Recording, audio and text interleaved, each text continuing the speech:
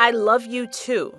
Those were the last words spoken by former President George H.W. Bush to his son, the 43rd president, before passing away. The 41st president died Friday night. Since then, tributes have been pouring in across social media, including this one on Instagram from George W.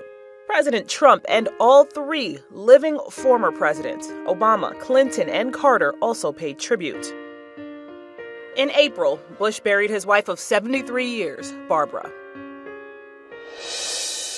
Bush was born in Massachusetts. He enlisted in the U.S. Navy during World War II following the Pearl Harbor attacks in 1941.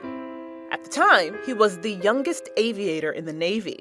When he returned home from war, he married Barbara Pierce in 1945 and attended Yale University, where he was captain of the baseball team. Here he is, pictured with Babe Ruth. George and Barbara settled in Texas, where he ran an oil business. George's father, Prescott Bush, had been a U.S. Senator for Connecticut. George began his political career in the House of Representatives in 1966 when he was 42 years old. He was appointed ambassador to the UN in 1971, and in 1973 became Republican National Chairman. He served as head of the CIA in 1976 and 1977. Bush ran for president for the first time in 1980, but lost to Ronald Reagan in the primaries. Reagan chose Bush as his running mate, and Bush served as vice president for both terms of Reagan's presidency. Bush became the first sitting vice president to become acting president, even if only for 8 hours, while Reagan had surgery. Bush easily defeated Michael Dukakis in 1988 to become the 41st president. It was an eventful period. Bush's presidency saw the fall of the Berlin Wall, the freeing of Nelson Mandela. Mr. Nelson Mandela, a free man taking his first steps into a new South Africa.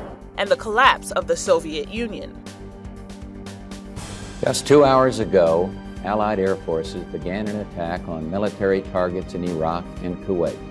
Bush oversaw the U.S.-led first Gulf War in response to Iraq's invasion of Kuwait. During his presidency, Bush also promoted volunteerism through his 1,000 Points of Light campaign. A brilliant diversity spread like stars, like 1,000 points of light in a broad and peaceful sky. In 1992, he lost the opportunity for a second term to Democrat Bill Clinton. The people have spoken, and we respect the majesty of the democratic system. All right, good evening. Good evening. Dana Carvey impersonated Bush to great effect on Saturday Night Live. Spending relief, sending it down there. Not too much, not too quickly.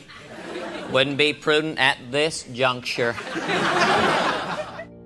After Bush left office in 1993, he retired to Houston with Barbara. He witnessed history as his son George W. Bush also became president in 2000. Bush's son Jeb unsuccessfully ran for president in 2016. In 2017, George Herbert Walker Bush became the longest living president. He will be buried at the George H.W. Presidential Library in College Station, Texas. He will rest alongside his wife Barbara and daughter Robin. He was 94 years old.